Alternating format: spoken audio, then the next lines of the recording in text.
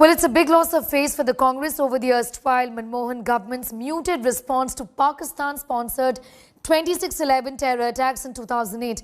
Manish Tiwari now, in his latest book, has indicted the UPA government for being soft and restrained in responding to Pakistani terror. Here's more.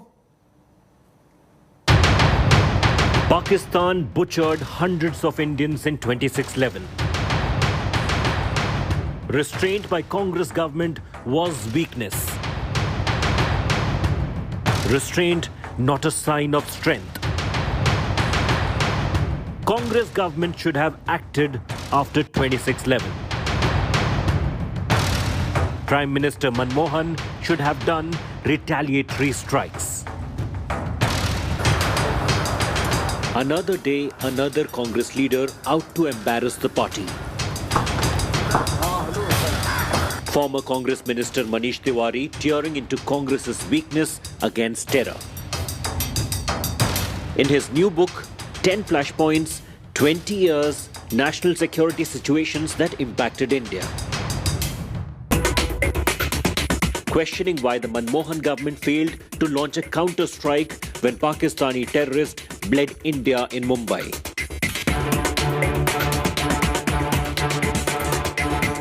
Congress distanced itself from the big 26/11 admission but hinted at disciplinary action against Tiwari. This is sad part of democracy. People say whatever they feel like, but what I would like to mention here is that while the Pulwama was happening, where was the Prime Minister, the then Prime Minister? What was he doing? Was he not shooting for one of the channels? So accusing anybody is a very simple thing. But the BJP was quick to pounce upon the opportunity to embarrass Congress, calling it a massive betrayal to India's fight on terror, questioning Gandhi family's resolve to counter Pakistan terror, even pitting Congress's muted 26/11 response to Modi government's Balakot airstrikes. एक टिप्पणी हमारी ही सेना के तत्कालीन air chief marshal Fali Homi Major ji की मैं जरूर आपके समक्ष रखूंगा। उनका वक्तव्य है कि surgical strike was an opportunity lost and we didn't make use of it. ऐसा क्यों हुआ सोनिया गांधी जी? हमारी वीर सेना को, जिसका लोहा पूरे विश्व में हर कोई मानता है, यह अनुमति नहीं दी गई। अभी कुछ ही दिन पहले सिद्धू जी ने कह दिया इमरान खान तो हमारा बड़ा भाई है। आपका बड़ा भाई इमरान खान है तो हम भारतीय क्या हैं? राहुल गांधी जी, हम पराए हैं। The Air Force Chief during 26/11 strikes, Air Chief Marshal Fali Homi Major, had earlier said that the Air Force was ready to strike Pakistan after the terror attacks. But the Congress government never gave the go-ahead. The main thing is the political will to undertake an airstrike. And this is my guess, but I think I would be right, that perhaps our intelligence gathering, all kinds of intelligence collection has improved, and we are sure of targets to use air power so that to avoid collateral damage. Though a small tactical action like this has a huge strategic effect, and we should never ever hesitate to use air power in any such operation, provided you have a lucrative target available. Manish Tiwari is the second Congress stalwart to embarrass the party. Recently, Salman Khurshid had called Hindutva same as ISIS and Boko Haram in his book. Bureau Report, India Today. All right, let's look at the comparison now of how the BJP and the Congress handled issues of terrorism when each of these parties led governments during their respective times. Let me help you understand why this has become UPA versus NDA, which is the incumbent government. Take a look at this. 2008, we all know 26/11 Mumbai terror attack. 171 people had lost life in different locations across Mumbai. The government back then was UPA, led by the Congress party. As it appeared, there was no direct offensive action against Pakistan on ground. In 2016, remember the Uri terror attack in Jammu and Kashmir? Casualty was about 23. Then the NDA government, led by the BJP, and the surgical strike that took place on Pakistan that we are all aware of now. In 2013, Srinagar terror attack, 8 soldiers of the CRPF, remember, had lost their life. The government back then was the UPA, again as it appeared that there was no direct offensive action against Pakistan. But compare that to 2019 Pulwama terror attack, horrific incident in South Kashmir where 46 CRPF jawans had lost their life. Government then was NDA, led by Prime Minister Narendra Modi and the BJP. The action, it appeared, as an airstrike on Pakistan that we now know as the Balakot strike as well. So this is why the comparison has now become, and why the BJP is also jumping into these claims.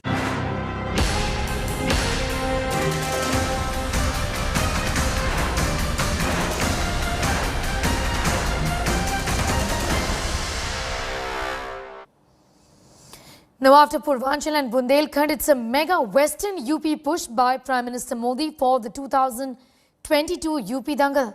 Prime Minister Modi is going to be laying the foundation stone of the Noida International Airport at Jewar on the 25th of November. Ahead of Thursday's grand event, Chief Minister Yogi Adityanath is going to be in Jewar to inspect the preparations of the mega inauguration by Prime Minister Modi. Meanwhile, the Chief Minister is going to be reaching Jewar Airport at the Bhumi Pujan site in just some time from now. It's going to be built at a cost of 30,000 crores. The Jewar International Airport is going to be spread across 5,000 hectares in Greater Noida. The proposed airport has 5 to 8 runways.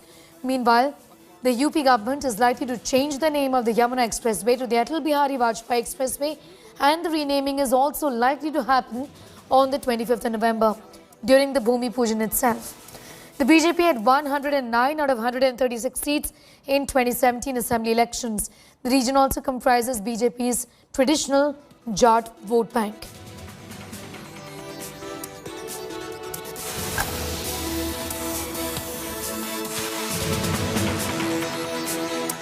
Stage has been set for the mega event.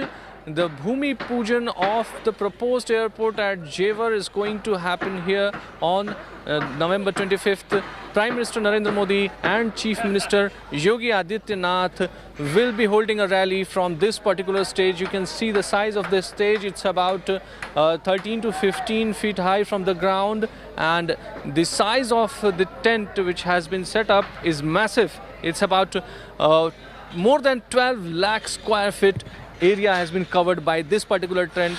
25 to 30,000 people can be accommodated in this tent, and outside this tent you can see how chairs are being put, how barricades are being put.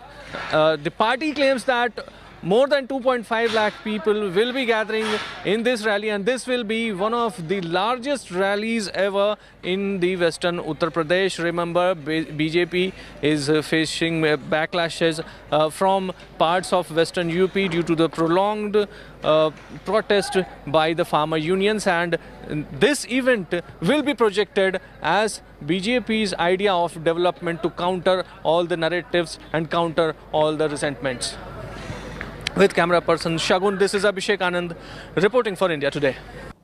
Let's get you more details about this particular airport. It's Jewar's Jewel Airport, where the project is costing 30,000 crores. The project is by the Uric Airport International AG, and the pact was signed by the Yogi Adityanath government in October 2020. The operation date is September 2024. Spread over 5,500 hectares of land. The capacity of the first terminal is 1.2 crores. 2 crore flyers, in fact, every year. And the second terminal also has the same capacity. Well, the flyers have been linked with the Yamuna Expressway, the Noida Metro and the bullet train. UP is going to be the only state with 5 airports there. India's biggest airport after completion. When it is completed, it's going to be India's biggest airport.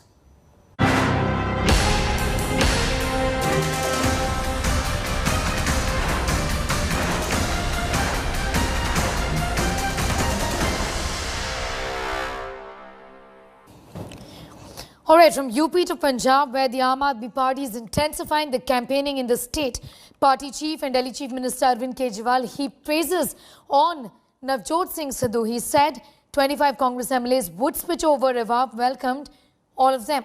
He's also, in fact, doled out several promises to the people of Punjab if they were to vote the Aam Aadmi Party to power. For example, like he said, every woman in Punjab would be getting 1,000 rupees if at all AAP were to come to power. Here's more.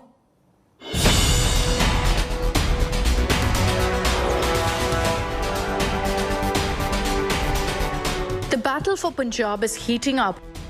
Arvind Kejriwal is wooing none other than Punjab Congress chief Navjot Singh Sidhu.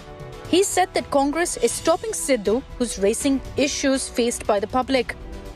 मैं उनकी हिम्मत की दाद देता हूं। उन्होंने खुद ही कहा कि चन्नी साहब जितने वादे कर रहे हैं झूठ बोल रहे हैं, जितने ऐलान कर रहे हैं झूठ बोल रहे हैं। सिद्धू साहब जनता के मुद्दे उठा रहे हैं, लेकिन सारी कांग्रेस उनको दबाने में, पहले कैप्टन साहब उनको दबाते थे, अब चन्नी साहब उनको दबाने में लगे हुए, सारी कांग्रेस उनको दबाने में लगी हुई। The Delhi Chief Minister also made a big claim, saying that 25 MLAs and 2 to 3 MPs from the Congress want to jump ship. Congress में भी बहुत सारे लोग हमारे संपर्क में हैं, पर हम उनका कचरा लेना नहीं चाहते। उनके मैं चैलेंज कर रहा हूं, 25 MLA और 2-3 MP हमारे संपर्क में, वो आना चाह रहे हैं। तो ये गंदी राजनीति है। The Delhi Chief Minister attacked his Punjab counterpart, Charanjit Singh Channi, accusing him of hijacking AAP's bold promises. जब भी मैं कोई भी ऐलान करके आता हूँ तो 2 दिन कर देते हैं, तो मुझे पूरा यकीन है कि महिलाओं के लिए आज जो मैंने ऐलान किया है, 2 दिन बाद चन्नी साहब भी वो ऐलान करेंगे, झूठा ऐलान करेंगे। अभी तक जैसे उन्होंने एक भी अपना वादा पूरा नहीं किया। The ruling Congress wasn't impressed by Kejriwal's pot shots. Delhi का दम घुट रहा है, दिल्ली की स्थिति बद से बदतर हो रही है। AQI लगातार 400 के आसपास चल रहा है, लेकिन केजरीवाल साहब पर्यटन पर हैं, चुनावी पर्यटन पे हैं, कभी उत्तर प्रदेश, गोवा और आज पंजाब में जाकर के घोषणाएं कर रहे हैं। And the Aam Aadmi Party is on the move. Delhi Chief Minister Arvind Kejriwal on Monday accepted an auto rickshaw driver's dinner invite. Sir, आप हमारे गरीब के ऑटो वाले के घर खाना खाने चलोगे? भगवंत को ले आऊं? सर जरूर। और चीमा साहब, हम तीनों आएंगे। ठीक है सर, बिल्कुल। The Chief Minister insisted he will take the trip in auto driver Dilip Tiwari's vehicle itself. Kejriwal, flanked by AAP MP Bhagwat Mann and MLA Harpal Singh, had dinner with Tiwari's family at their residence. Kejriwal assured Tiwari that problems of taxi drivers and auto rickshaw drivers in the state will be resolved if AAP comes to power in 2022. The dinner ended with Kejriwal inviting Tiwari to his house in Delhi. और अब मैंने इनको बोला है कि जब दिल्ली आए तो मैंने इनको इनवाइट किया है कि पूरे परिवार को मेरे घर पे खाने के लिए लेके आए। On the hunt for votes in Punjab, Kejriwal is banking on SOPs. He's promised 1,000 rupees monthly to each woman in Punjab if AAP is voted to power. Punjab की हर महिला को, 18 साल से ऊपर की हर महिला को हर महीने 1,000 रुपए उसके अकाउंट में हम डलवाया करेंगे। From wooing auto drivers to promising SOPs for women, Kejriwal is attempting a Delhi repeat in Punjab. While the campaign is on in full swing, the Aam Aadmi Party is still looking for a face to lead it in the state. Kejriwal may need more than just promises of SOPs to win over the people of Punjab. Bureau Report, India Today.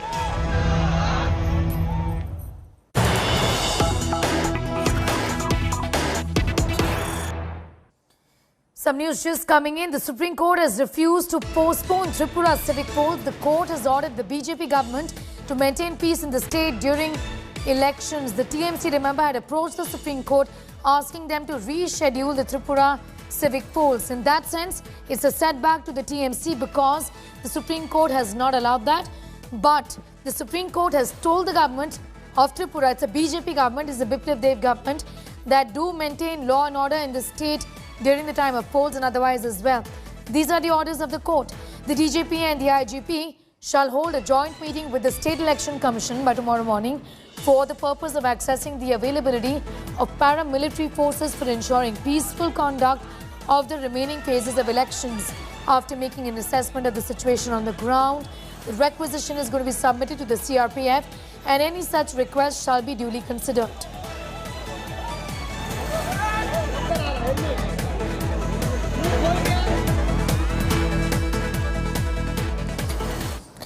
Now, staying with Tripura, the TMC versus BJP face-off in the state is getting bigger after TMC alleged that their workers were brutally beaten up with sticks and stones inside a police station in Agartala on Sunday. TMC's General Secretary and Mamata Banerjee's nephew, Abhishek Banerjee, has thrown an open challenge to the BJP ahead of the upcoming civic polls.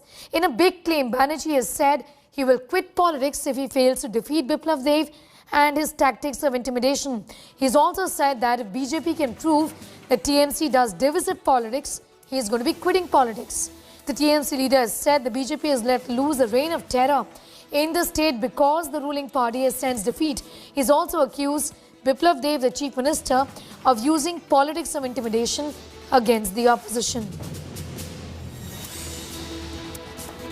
If the BJP unit in Tripura or Bengal or anywhere in the country can give me one instance where Trinamool has tried to divide the society on lines of religion, I will quit politics forever.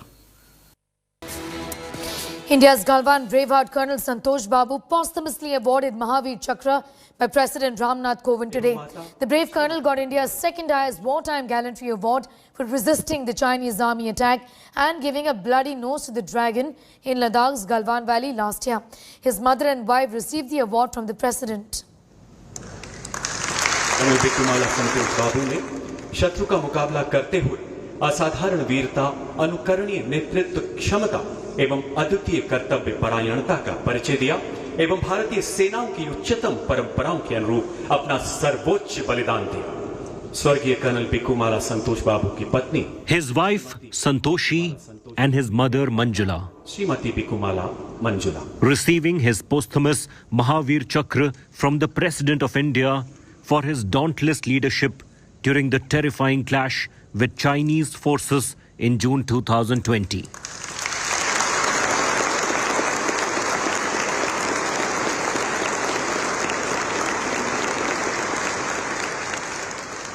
"17 months ago, Colonel Santosh Babu, commanding officer of the 16 Bihar Regiment, had led from the front to evict an insidious encroachment by the Chinese army in Ladakh's remote Galwan River Valley.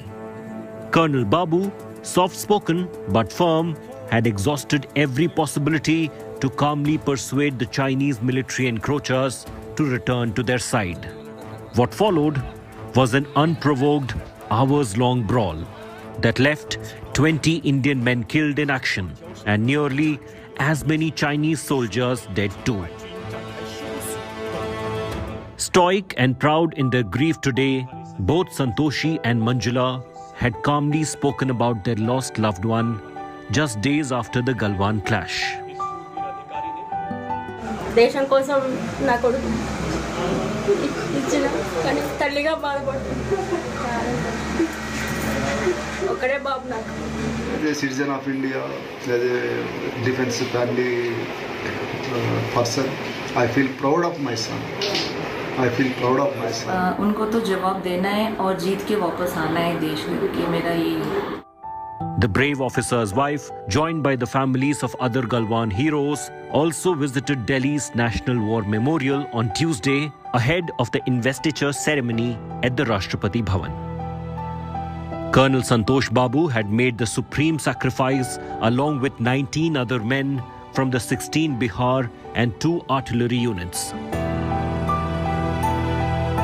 Posthumous decorations to the fallen heroes include 4 Veer Chakra and 15 Sena medals for gallantry. The names of Colonel Santosh Babu and his 19 braves were also recently added to the Rezangla Military Memorial in Chushul, Ladakh, a tribute to the manner in which a small force of Indian men staved off a numerically superior and unprovoked Chinese assault, while preserving Indian integrity. As the braves of Galwan received their awards, a second winter has blown into Ladakh, reminding both countries that the world's biggest military standoff continues for 18 months and counting.